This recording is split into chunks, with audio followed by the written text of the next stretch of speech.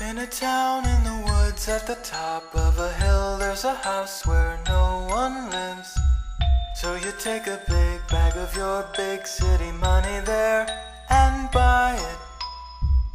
But at night when the house is dark and you're all alone, there's a noise upstairs. At the top of the stairs there's a door, and you take a deep breath and try it. And the flashlight shows you something moving just inside the door.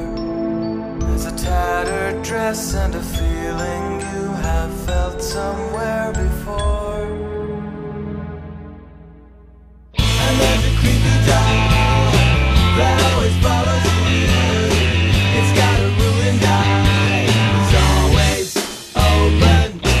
And there's a creepy doll that always follows you. It's got a pretty mouth to swallow you whole. So you scream and you Dream goes.